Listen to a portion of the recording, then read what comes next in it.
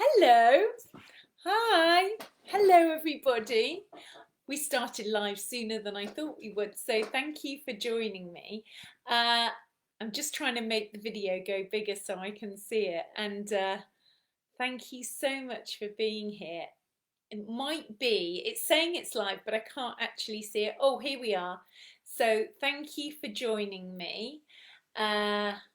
Since I last did a live, a little bit of the layout has changed. So let me just make sure I've pressed all the right buttons. And thanks for being here. And I just wait while a few of you join me. I was just doing an interview with the lovely Danny for her channel just now. So I've only just got off that interview, so I'm here to join you all now for why we're so over Halloween. And I thought it would be a great title, considering where we're at and that it is Halloween this evening. And I'm hoping that you can ask me questions and comments. Yes, I can see the comments are below. So we're going to have some, I don't know how the layout has changed since I've last done Facebook. And I hope that you've realised I'm not doing this on my business channel. So there's 5 of you now joined. And you can comment. I don't know if I can pull your video up because I do know that things have progressed a lot since my last live stream. So thank you all so much for joining me this evening. I'm presuming you're also over Halloween as well. And we're going to delve in this evening to some of the truths of Halloween. I'm not professing to know the absolute truth. This idea only came to me this afternoon. That I felt that we're on this slippery slope that when I was a child and it was Halloween, you might have worn a witch's hat, and you maybe did a magic spell. And I did have a party when it was Halloween as a child. I did turn some amazing pebbles that were sweets, and in the drive where we lived, my parents had these pebbles on the drive, and I managed to buy these pebbles in Blackpool that were sweets, but they looked identical to the pebbles in our drive. So I did a magic spell and turned the pebbles from the drive into sweets, which impressed all the children who came to my Halloween party. And it was innocent fun, and we had apple bobbing, and it was light-hearted and it was fun. But I sense that this year it's drifted, as it does more each year. It seems now we have these zombie walks, and it's drifted from dressing up as a cute pumpkin, although we didn't have a pumpkin when I was young. We had turnips, and some of you will have carved out a turnip at some point, and it's really hard to carve out a turnip. It's exceptionally hard to carve out a turnip, but there's a more darker, sinister side to it that we're going to briefly cover as well this evening. And to help raise the collective energy out of this as well, we're going to talk at some tangents about some other things as well pertaining to this time that we're in and pertaining to that subject. So if you have any comments or questions as we go along, pop them down here and I will periodically look below and see them. So, and thank you to those of you who've given me a donation for this evening. If you do want to, you can, there is a link to give a donation to my PayPal account if you feel you've got value out of what I'm sharing this evening. So as I said, historically, Halloween is about the veil between the worlds getting thinner and us being able to speak to the ancestors more at this time of year. But in truth, we can speak to the ancestors at any time of the year, at any point. This is again another story that's been created for humanity in the matrix of stories that we've created for ourselves that might not be an absolute truth. And on a positive level, yes, it's a lovely thing that if you think that once a year it gives you an opportunity to focus on your loved ones who've passed over and focus your intention from the heart of love to your ancestors in its purest form. That is what this evening is about. And that is what we will focus on later in this evening as well, doing a little beautiful guided journey to that very thing. But it's become very commercialized, as we know. And it's not that it's just become commercialized, it's become very disturbingly, in my opinion, commercialized, and probably your opinion, hence why you're listening to me. To see even people I would have been surprised to do this, seeing they've drawn scars on their kids' faces and put blood on their faces. It's not real blood, obviously, but, you know, making them look very, very, very scary, disturbed, like they've cut themselves open and there's blood pouring out and they look like a zombie.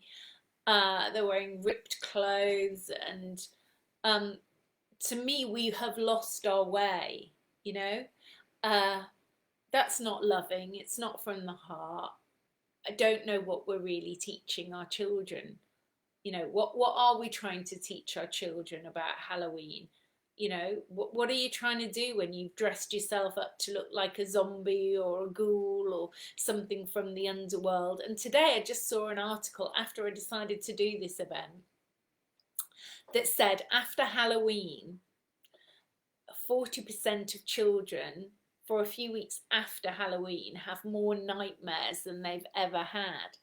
So, you know, just reading something like that is enough to kind of consider, what are we doing? You know, what kind of parties or celebration for this particular date are we creating for our children? If in truth they have more nightmares, what are we serving? Do you understand what Halloween's really about?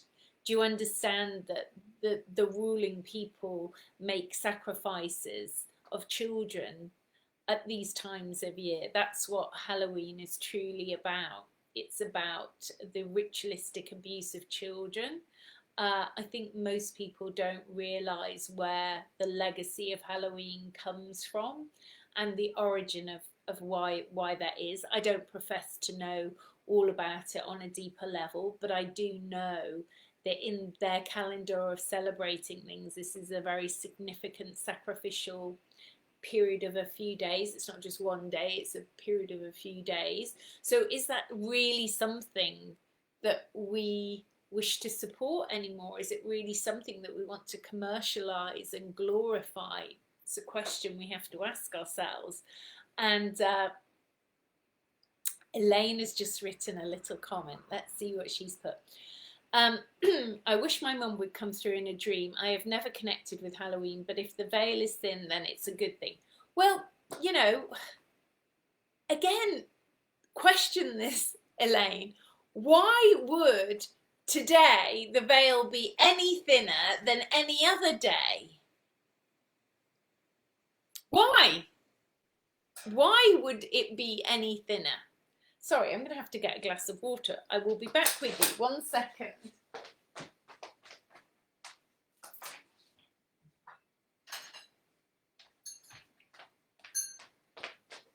I'm back. And I drink Volvic because we've talked about tap water as well. So why would today be a better day for you to talk to your mum than any other day? They're all the same. You know, we can talk to our loved ones, and as many of you know, at the end of the summer this year, I lost my mummy, and she's now in the realm of the other beings. But I don't think that today will be any more specific that she can talk to me than any other day of the year. So don't limit. You know, this is about limitation, and oh, Elaine likes the answer. So don't limit yourself. I mean, again, it's all this programming upon programming upon programming. And what we're looking to do now is to rise beyond all this programming. You know, do you want to bring zombies, ghouls, you know, do you want to bring that underworld energy into your reality? Because that's what they're asking you to do. They're asking you to bring the underworld up, the dark underworld. Now, we can look at releasing any fear or anxiety you have around it, you know, and like I said a few minutes ago, if 40% more children have nightmares after Halloween for a few weeks, then that's reason enough to consider, is this really a lovely thing we're doing to our children? You know, that's the really big question. You know, I'm so over all that. You know, of course I celebrated it. I talked about that in the beginning. We've all gone through all this celebration of all these ritualistic ceremonies and events. But if we knew the true origin of them, would we really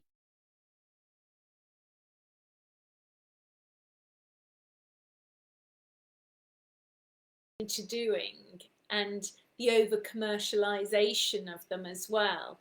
And so if you have any questions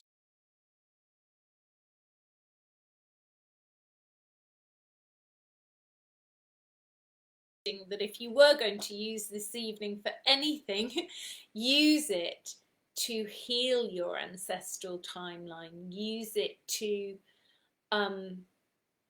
know, it's not about giving people candies and chocolates and knocking on people's doors saying trick or treat, and it looks all harmless and cute on the outside of it, but the darker thing is there. But it's the time to connect to the ancestors. It's the time to connect to the heart of the ancestors, and maybe it's a time for ancestral healing, you know. And so connecting to the ancestral healing, connecting to the story of the ancestors that are held in your bones, in your myofascia, which is in the skin. What is the story of the ancestors? You know, what is it that the ancestors need you to help them heal this evening? What is it that you need to bring forth the skills and gifts of the ancestors? You know, those are the things that are of real importance to us all this evening. And Joanna's saying, yeah, she gets it. Yeah. And horrible films on TV. Yeah, it's all to program the children with fear. This evening is about programming children with fear. Those are the ones who are not being used for ceremonies and events that are going on, that the average people amongst us we know nothing about. So it's about, you know, on a night when very dark things are happening, we can choose to raise the frequency into the heart, into the light. Now, I don't know if the video is very good because I'm getting a message saying action needed, too low FPS. Current frame is rate is too low, so please set the frame to 15 to 30 to 60, but I don't know how to do it. And there's a button saying I could learn more, but I don't know if you'll all disappear if I press the button. So please do give me some feedback if the sound's bad or if the video's a bit distorted. That would be great. Thank you so much. So do we have a question, or would we just like to go into a journey for this evening, a little journey? Just give me some feedback on whether it's the videos that's the problem or the sound, because if it's the video that's not such a great thing, it doesn't matter so much if you can hear my voice. So I'm just going to wait to see if I see any other comments about whether the video isn't streaming very well.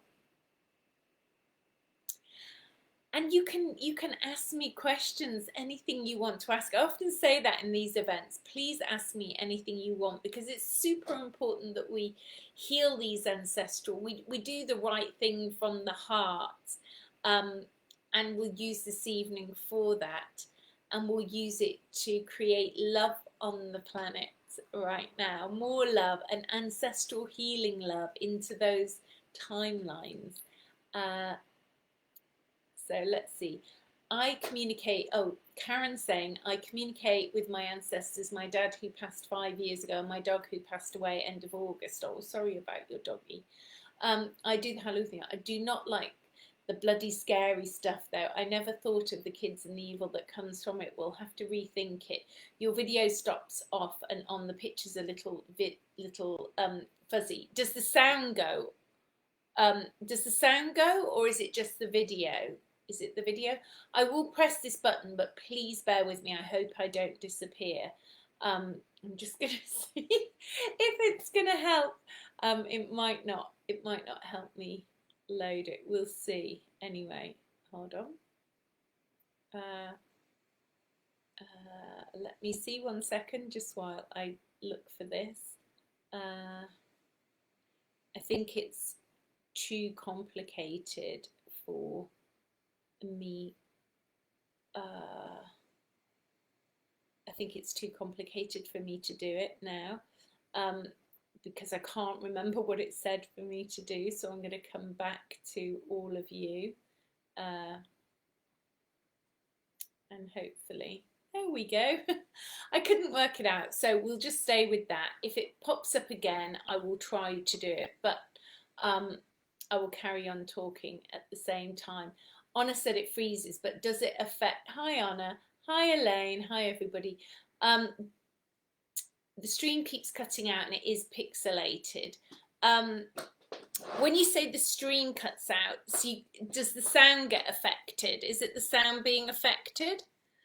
I don't know if the sound's being affected. If you tell me if the sounds, just post yes, sound affected, or sound not affected. If the sound's not affected, then it will be okay, I think. Let's see. I just click on this thing. They must have changed it all since I last did a live event. And I'm not using my phone. All good, no worries. Okay, great. I shall carry on then.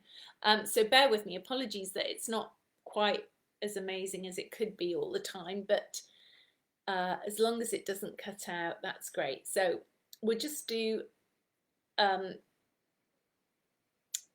little guided journey that I'm being guided to do with you, and we'll do a light language. So we're going to focus on all the people around the world and sending love into all dimensions of existence. So just closing your eyes and just bring in a light language first of all. Lamakuratiya kianaya hiruru namakuhuru ayayau larahiu aya ihuduru lararamuhu ihuru yaruhu.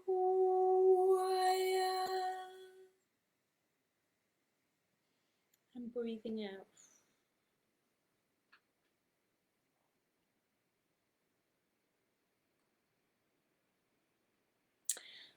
And also what's coming to mind is, you know, a good thing to talk about this evening is getting comfortable with losing loved ones. I think that's such an important subject, because people are going to pass away. And as you know, and I talked about, my mum passed away. And I wasn't as prepared as I could have been. And, you know, as many of you know, I nursed her at home on my own with my dad, who's 95. And the palliative care wasn't really in place. And I wasn't prepared for that journey and transition of seeing a body, seeing a soul leaving their body very slowly. It's not like she left very quickly. She left very slowly over the space of a few days, and it was quite shocking. I had a really lovely book called The Natural Death Handbook, which I would, I don't have it here to show you, otherwise I would advise anybody to get that book. And it also had in this book aromatherapy oils that you could substitute for morphine or mirnazepam, which were the chemicals that they give you to use as someone's transitioning, which is what I was trying to hold off doing with my mum so much. And there was a lot that I learned from that experience. Like, I didn't realize that oral morphine is suspended in sugar, and a morphine syringe driver is suspended in water.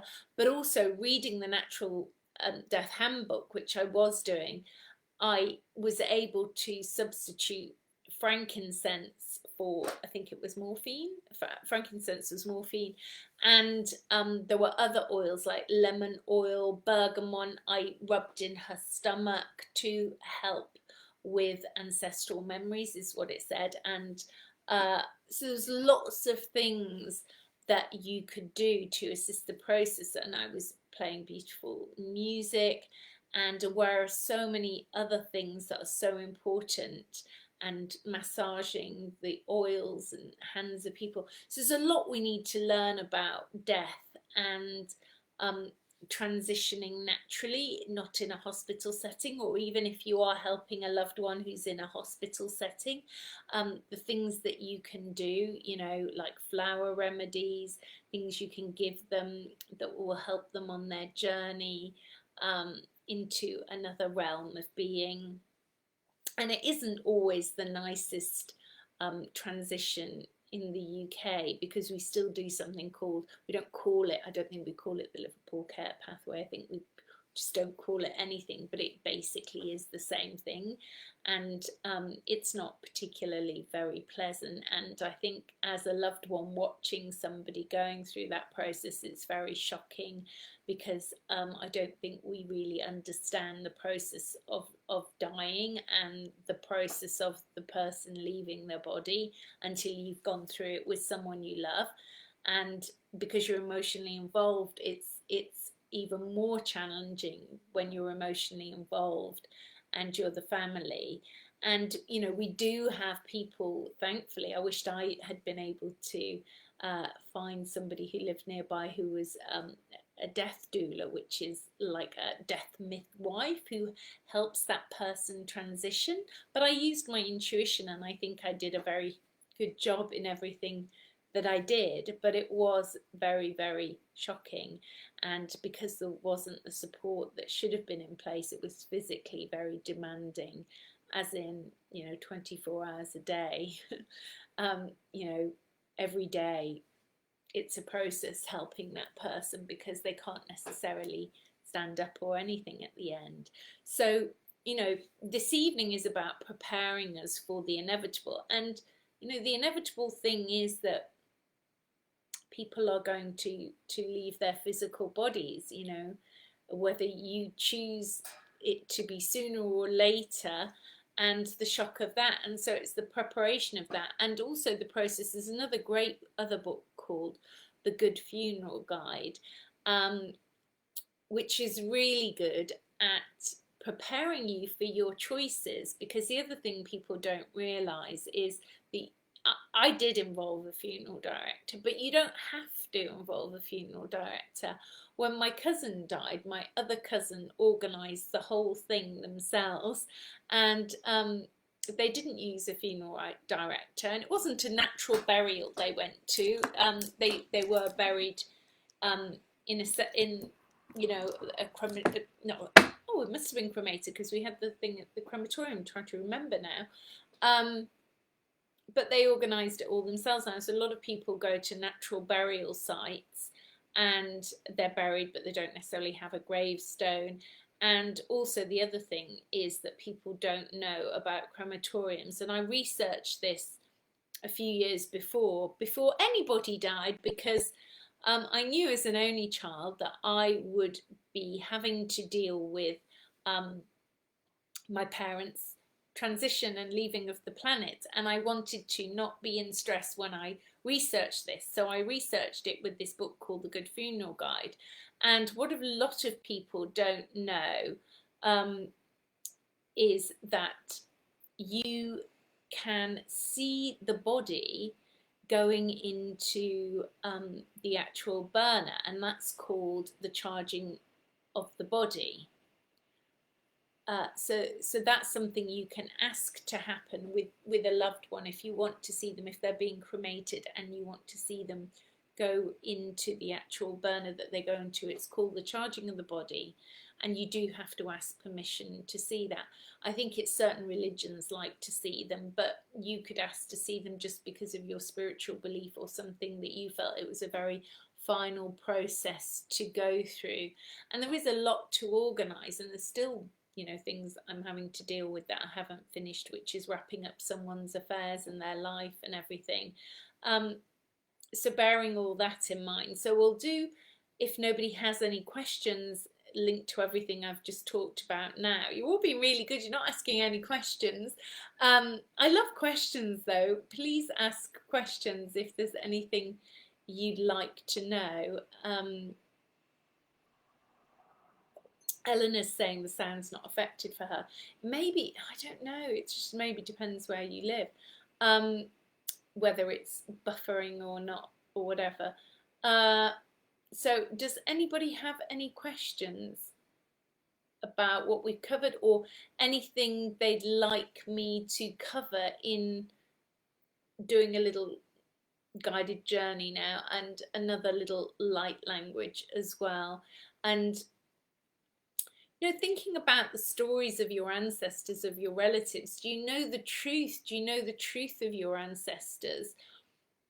You know, on my dad's side of the family, my grandmother, so my dad's mother, she didn't have any parents. Of course she did have parents, but she wasn't brought up with those parents. She was brought up by two spinster sisters who were of absolutely no relation to her whatsoever. They were just asked to bring up this little girl whose mother, she was meant to be given back to the mother, but she never was. And there's a lot of malarkey that's come out when I've done healing sessions, had healing sessions where they've come forth and they've apologised, because I got the impression that they told my grandmother's mother that she died, but she didn't. The little girl didn't die. My grandmother didn't die, and I think they wanted to keep this little girl. They loved having her, and the mother came forward saying they lied to her. These wealthy spinsters who brought her up, because there was no shame on them, because they were the wealthy spinsters, and they were asked to bring up this little girl. And my grandmother's biological mother was the lady's maid to a very wealthy man, and the wife of this man, who was very wealthy, she was disabled. So I think he had a little thing with my grandmother's mother.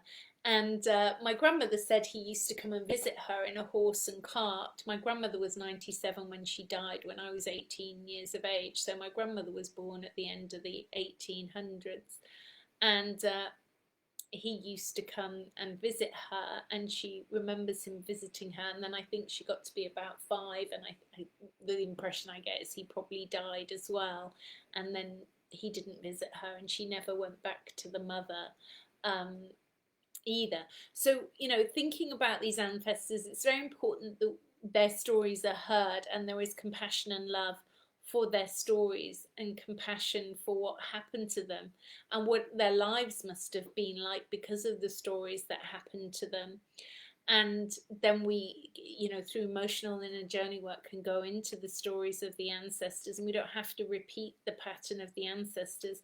You know, like I often say, if you see an ancestor who says they have heart, you know, in your family you have heart issues, perhaps this is an ancestral pattern to an ancestor who had a lot of trauma and pain in their heart, and we need to hear the story, the past life of the ancestor with the heart issues, and then we don't need to replicate it through the ancestral lineage, and we can heal that emotional trauma, and then thus in general we heal the physical body. If we heal the emotional trauma, we heal the physical body.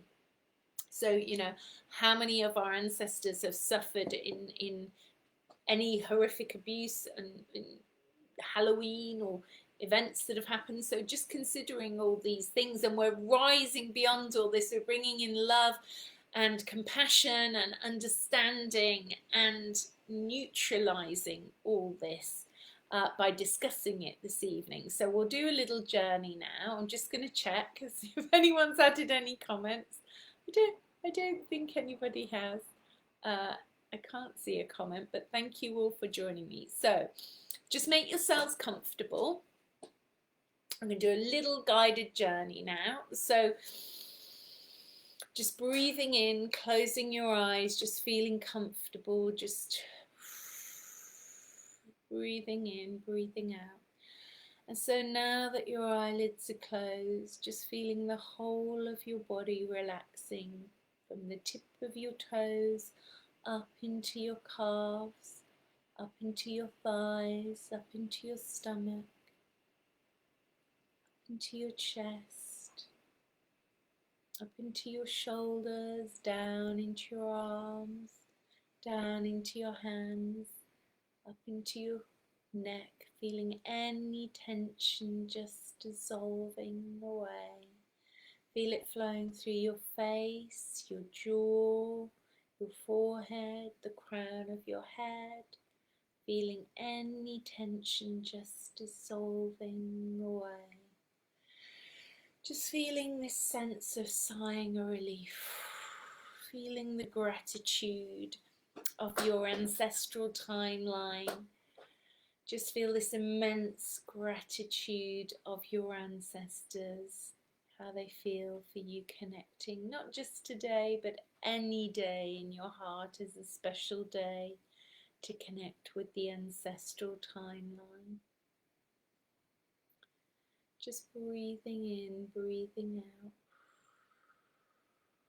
Just feel your heart opening like a flower to any love or contraction that you feel, allowing love into your heart, but allowing any contraction of the heart to be released, to any pain or loss you personally feel linked to losing a loved one. And calling on the soul or the spirit of that loved one to be with you this evening, if it's for both of your soul's highest purpose, for them to connect, whether you see them, sense them, or feel them, or just a deep knowing, giving yourself permission to visualize them, to see that beloved that you've lost, whether it's a relative, a friend. Just connecting from the heart with that soul.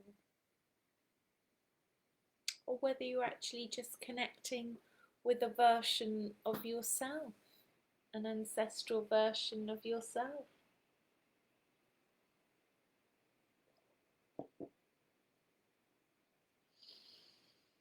Just bringing the deep love of yourself and this ancestor, and understanding that that soul continues on, that anything that is unspoken or unsaid can be resolved in your heart this evening. Just resolving any conflict that is still held in your heart.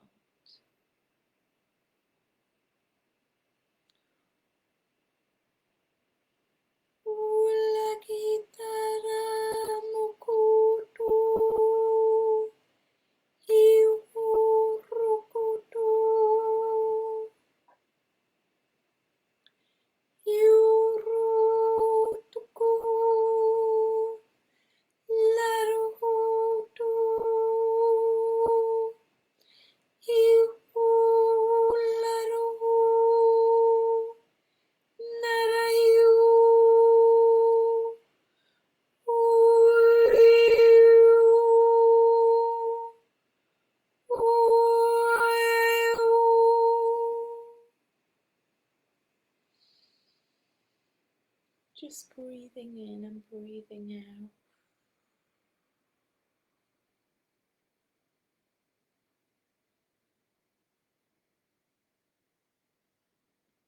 There may be other ancestors who appear distant ancestors may wish to speak to you from your ancestral timeline this evening. They may have a message for you from the soul of your ancestors. So just tuning into that message, whether it's sent to you emotionally or energetically or physically, whether it relates to some pain in your body that you're carrying from the ancestral lineage, and that it no longer serves you to carry that pain in your body. Maybe the ancestor wishes to show you the journey that has created that, the unspoken, the unresolved conflict of the heart or the soul that remains.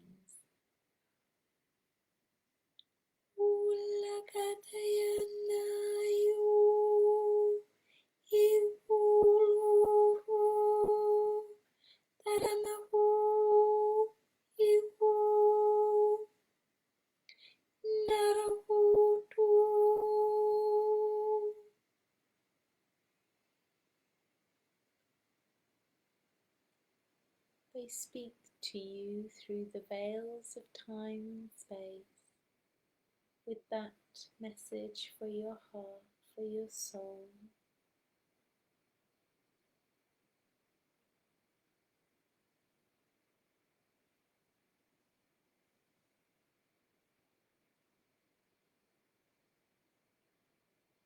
It might even be a beloved animal that you connect with.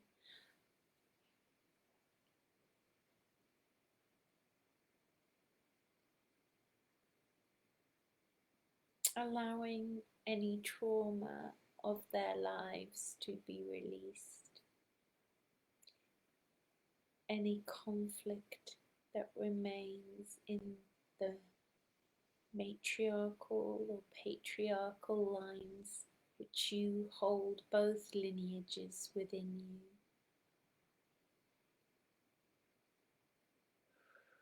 Feeling a weight being released from you.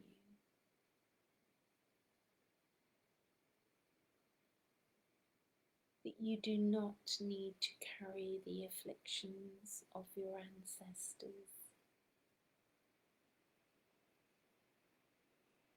You are your ancestors' relative, but you do not need to carry the afflictions of their souls or their physical bodies, the pains they endured. You do not need to carry the pains of the ancestors anymore. It's not your responsibility to hold the pains of the ancestors in your body and in your cellular memory. It can be acknowledged and released.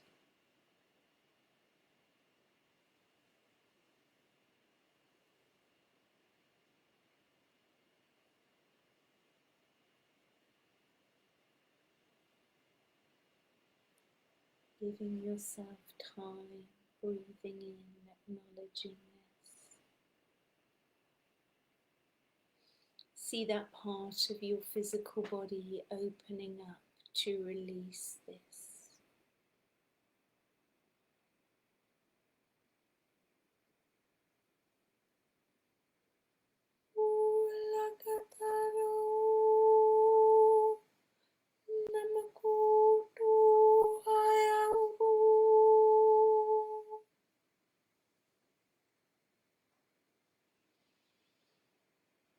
Being shown if this is something that you need to explore on a deeper level, perhaps on another day, but honouring that space that you will do that for yourself and for the ancestors, if that feels appropriate. For some of you, it might be that it is all resolved in this moment, here and now. Having compassion for the ancestors, having forgiveness for the ancestors.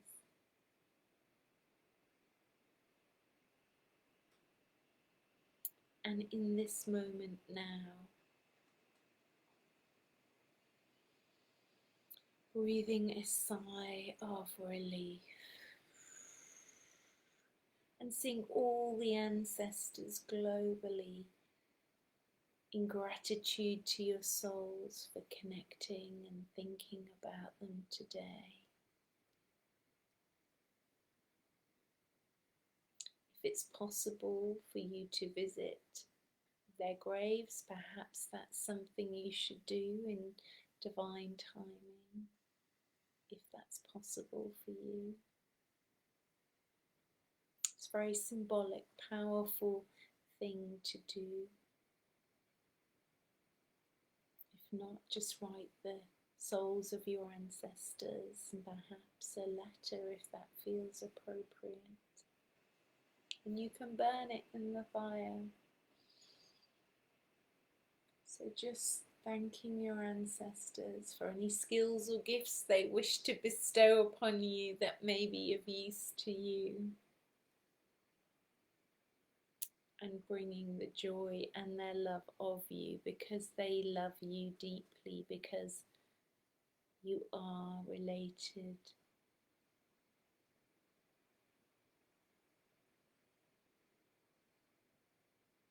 Even if you're adopted through that adopted lineage and the blood lineage as well, you can feel they're your ancestors on some level.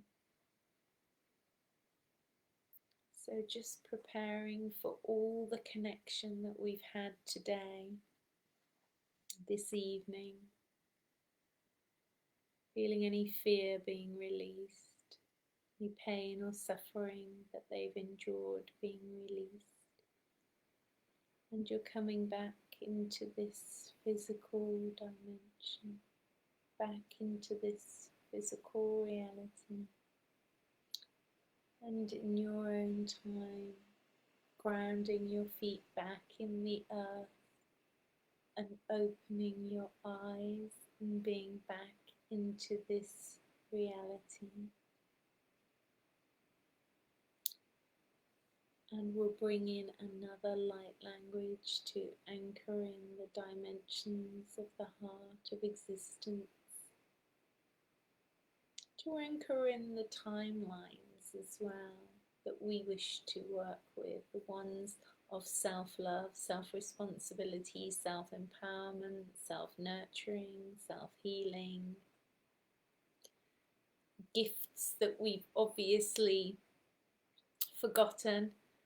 You know, when we look at these periods of history now, which a lot of us are following, we're seeing that our ancestors must have had amazing skill sets, you know, and on many levels we are the ancestors, you know, we are the ancestors returned.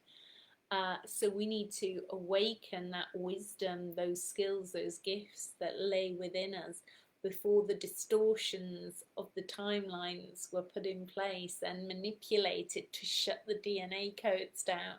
And we're reawakening those now, so bringing in a light language for all of that. So Ita urmukuya, itisanta, lamakuya, karantakiana, urmukuya, karantakila, urmukuya, kitia, urmukuya, kiana. Uramakusa, takaya, ramakiano, kuramakuya, kiana, ramakuya, uramakuya, katasa, ta, iramakuya, karanta, shitakaya, ramakuya.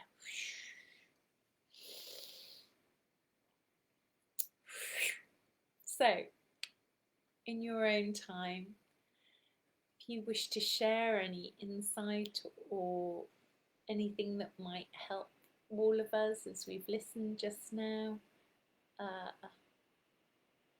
because we don't want to anchor in a zombie timeline, and that is what you're doing if you're dressing up and dressing your children in that reality.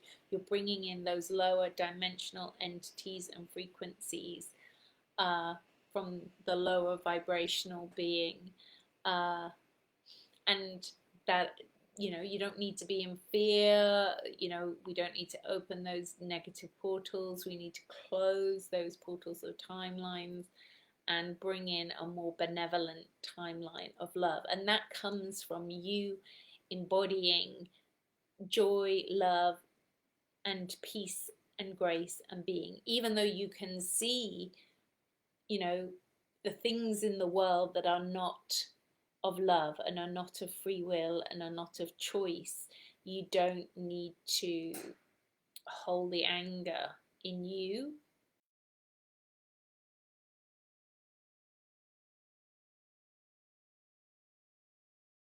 Even in our grief, we can be in joy. And you know, obviously I've learned that through losing my mum this year, is, you know, from the moment of her passing, this kind of peace fell upon me, and kind of it didn't really go away. And so yeah, I stayed in that, and it was awful the days before because it was seeing someone suffering. But actually, you know, once that is inevitable, and they're not going to be staying in this physical body, and you just want the suffering to end, you want that to end, and then once they've gone, it's like a space of peace and grace, I felt. And that's my experience of how I stayed in that, in general, in that space. So I hope you've enjoyed. If anyone wants to, I'm going to see if you've shared. Oh, that's good. I know, Joanna, you've been through a lot, I've noticed. So it's very personal to you, but I know you've been through quite a little bit this last few months yourself. And I think you're doing amazingly well. So well done you. And Karen said she wants to be cremated and her ashes spread at her favourite beach. She was saying, so should we wait 3 days for this to be done? No, I'll explain. When your soul leaves your body, quantum physics, Buddhism, most of them say it takes 3 days for the soul to leave the body. So, you know, that's in general what they say. It takes it. In, you know, having, you know, my real experience has been my mum's transition. She had left 3/4 of her body. She'd left most of it a week before she actually did pass away. She left, you know, so the last few days was really only the remnants of her being left. She'd left a few, well, I don't even know if it was a week, maybe it's a few days earlier she'd gone. You know, my dad and I had said many times, you can go, and she was, each time she was going a bit more was leaving. So it's the leaving of the body. And of course, if someone's being coached and guided like we were, guiding her to go, that it's safe to go, we love you, it's safe to go, it's a very different experience than somebody holding space going, don't go, I love you, I want you to stay, don't go, you know, when it's past the point that that person is probably, they're not going to come back, they're definitely going, then you need to give them your blessings, because the last thing to go is their hearing. So, you know, once you get the ashes back, which takes, they don't always come back straight away, and there is a process in the UK that I think they go through, so you wouldn't get them back for a week or two, or maybe a month in some people's cases, and then it's up to you. I still haven't done anything with my mum's ashes. And it's interesting because you get to observe what you're doing. It's like, oh, I thought I might have done this, but actually I haven't. And, you know, I will, because I know what her wishes were, but I haven't done those things yet because I didn't feel ready to do that, and my dad hasn't felt ready to do that. So I think the scattering of the ashes is your free will. I don't intend to scatter all of them. I'm planning to keep some of them, but I'm planning to carry out what her wishes were, as you would with your loved ones. You know, you'd want to do what their wishes are. It's not what our wishes are, it's what their wishes are. So I hope that's helpful. I'm going to see if there's any more questions. And I'm not likely, Debbie says she's not likely to see her parents anytime soon because of the Rona situation. So we had a strange relationship with them. Yes. Oh, thanks, Kate. She's saying she's managed to give her exes and say sorry for things. A very powerful time to connect with loved ones who have passed. Yes, I think so. Yeah, try and find the resolution, Debbie, you know, whether you can do that now, or maybe, you know, if you want to do a one-to-one session with me or something, we could, you know, go into that on a personal, more deeper level, to resolve that conflict. Even though they're alive, you know, you want to resolve that. And maybe because of the Rona situation, maybe there's a sense of relief that you don't have to travel, that you don't have to go and see people. You know, I think this time is perhaps, you know, for people who have conflict with families, maybe it's either brought them closer together, or it's given them a sense of relief that they don't have to go and do certain things. You know, everybody's experienced it on a different level, and we've all got different emotional things that we're resolving within ourselves that are personal to you. So you can't think everybody's on the same, you know, there are people who are distraught that they're not being able to visit their relatives and see their loved ones as much, and visit their, you know, so we have to visit them energetically or emotionally.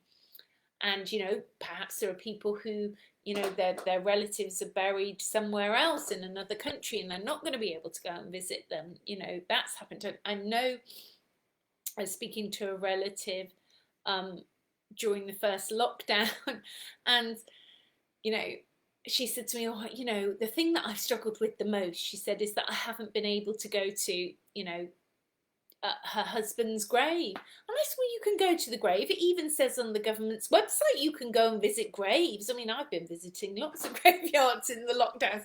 And but she didn't think she could travel that far. You know, I said, well, do you know what? I'll go for you if you don't want to go.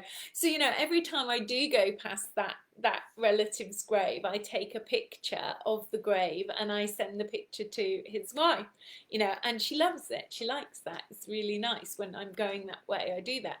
So there's lots of things we can do to help other people. You know, maybe you could go to somebody, a loved one's grave. And actually, when my mum passed away, I'll leave us all with this parting comment, unless anybody says anything other question. After my mum's funeral, I took the flowers off her coffin and all the other flowers, and I took the flowers to her mother's grave. And when I got to her mother's grave, which was quite a way away, it's like half an hour or more's drive, and I realised how many other relatives or people married into that family was the 3 rows in the crematorium. It's a massive crematorium. 3 rows were at least, I think it was 5 or 6 people's graves. And when I initially put the flowers down, I thought I'd put them at my grandmother's grave, but actually I put them at my auntie's husband's parents' grave. And I thought it was quite funny, actually, that I didn't realise it was even their grave. I just plonked them down, and I had to go back to my car and shut the door and everything, because these flowers were enormous. And then I went round everybody's grave and I took a flower out of my mum's display and put them on all their graves, and took everybody a photograph and sent them all to the different relatives and everyone like that. And then there was some other beautiful heart done in flowers that my cousins had done, and I took that to another church cemetery. And my mum had a baby brother who died when he was 3, and she must have been 8 when he died. And my other aunties had just paid for him to have a new headstone put on his grave. And so I left those flowers on the baby brother Billy's grave, and I wrote a letter, to a lot of them, and shoved them in the different graves hidden away. So those are kind of healing things you could do. Or you could take a picture for somebody who is distraught that they can't go to the grave of their loved one, and you could do something like that for them that would bring them you know, much heart healing. You could take some flowers for them. So there's so many things we can do within this realm of death and dying. We're only touching on the surface of it all. You know, so many important things to cover in this experience, and everybody, you know, has something different that's really important to them and was really beneficial to them. So I hope that that's helped you all heal some ancestral issues or emotional issues. And thank you also. Thank you, Joanna, Linda, Elaine, Karen, Debbie, Martin, thank you, Kate, and Elaine, and Eleanor, and Karen, and I don't know how to say your name, VSC, Vessa, Linia. And yes, I think that's covered everybody who's made a comment, and any of the others who haven't made a comment. Thank you for joining. And if you have enjoyed this and you do want to give me a heartfelt donation to my PayPal account, I have put a link to my PayPal account. Someone did hack my PayPal account earlier, so I took that link away and I put a different one. If you do give me a heartfelt donation, please don't give the money to anybody who has a photograph that doesn't look like me and it doesn't say Soul Freedom Awakening. It should have a picture of me with a fringe on it saying Soul Freedom, and it will have a little gratitude message. If it looks like a bloke, it is not me. So much love, many blessings. Thank you for joining me. And remember, I've got loads of other videos on my YouTube channel and my website's andreafowkes.com. And I've just done a wonderful interview for an hour and a half before I spoke to you, that's going to be on either my channel, and it's definitely going to be on her channel. I've just got to work out if I can upload the link from this wonderful interview I did with the lovely Danny Henderson. So we just did that earlier, and we spoke at so many tangents about so many amazing things, and she's doing some great interviews just now, and she's in Costa Rica. So much love, and thank you for joining me, and have a wonderful sleep. And yeah, I think I've covered everybody, so I've mentioned all your names, I think. So thank you so much. Okay, much love. Bye for now. Bye.